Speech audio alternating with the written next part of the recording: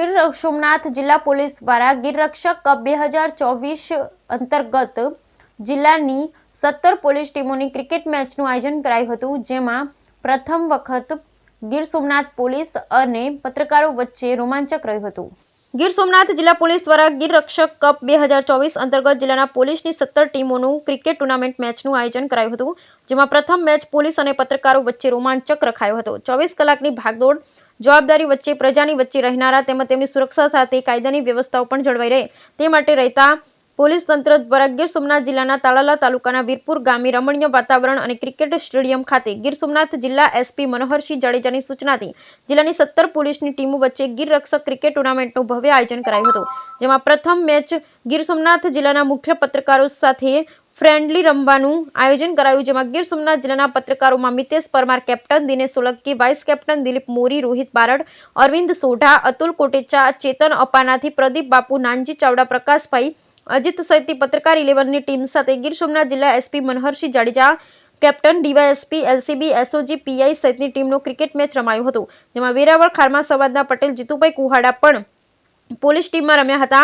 તાલાલા પાલિકાના પૂર્વ પ્રમુખ અમિત ઉંડકટ સહિત અગ્રણીઓની પણ ઉપસ્થિતિ રહી હતી। લાઈવ પ્રસારણ અને કોમેન્ટ્રી સાથે પ્રથમ ટોચ પત્રકાર ટીમે જીતી બેટિંગ કરી હતી। ભારે રસાકસી અને રોમાંચક ક્રિકેટ મેચ જેવો આસપાસના ગામના લોકો અને યુવા વર્ગ ઉમટી પડ્યા હતા અને ફ્રેન્ડલી ક્રિકેટ મેચમાં ન કોઈની હાર અને ન કોઈની જીત, આમ બંને એક સિક્કાની બે બાજુ પોલીસ અને પત્રકાર 11 બંનેનો જયકાર થયો હતો। સમગ્ર કાર્યક્રમનું સફળ સંચાલન એલસીબી પીઆઈ અરવિંદસિંહ જાડેજા તથા ટીમે કરેલ હતું। 24 કલાક પ્રજાની વચ્ચે રહી તેમની સમસ્યાને ઉજાગર કરવા અને લોકોને ન્યાય અપાવવા દોડધામ કરતા પત્રકારો અને 24 કલાક પ્રજાની વચ્ચે રહી કાયદો વ્યવસ્થાનું પાલન કરી રક્ષણ આપતા પોલીસ તંત્ર આજે ખુલ્લામાં ક્રિકેટ મેચ રમતા અદ્ભુત નજારો જોવા મળ્યો હતો।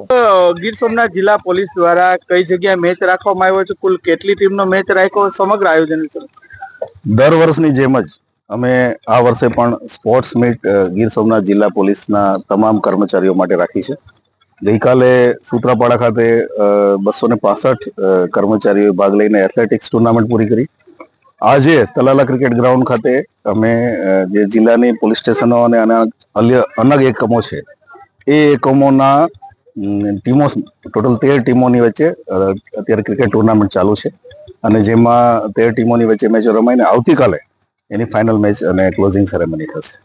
સાહેબ, શું કહો છો, એક ભાગદોડ અને સ્ટ્રેસ વાળી લાઈફમાં ફિટનેસનું પણ આ પોલીસ પરિવારનું ધ્યાન રાખો છો?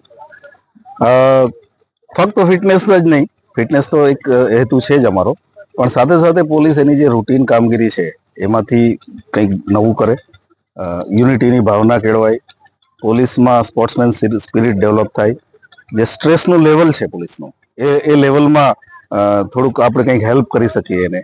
એકબીજાના પ્રશ્નો અહીંયા ગ્રાઉન્ડ ઉપર 150-200 ખેલાડીઓ મળેલ એકબીજાના પ્રશ્નો સમજે, એ ઘણા બધા અલગ અલગ પ્રકારના એંગલથી અમે આ ટુર્નામેન્ટ ચાલુ કરી છે। આ 3 વર્ષથી અમે કરીએ છીએ। સાહેબ, પોલીસ અને પ્રેસ એક સિક્કાની બે બાજુ છે, આજે પત્રકારોને પણ આપની સાથે રમવાનો જે મોકો મળ્યો, સાહેબ આપનો અનુભવ? અમે આજે પહેલી મેચ આ ટુર્નામેન્ટની ઓપનિંગ મેચ જ પત્રકાર મિત્રો સાથે ફ્રેન્ડલી મેચથી કરી છે। મને આશા છે કે પત્રકાર મિત્રોને પણ મજા આવી હશે અને પોલીસને પણ બહુ મજા આવી છે અને આ પ્રકારની ટુર્નામેન્ટ જ્યારે પણ થશે ત્યારે અમે અપેક્ષા રાખીએ કે તમારો સહયોગ મળતો રહેશે।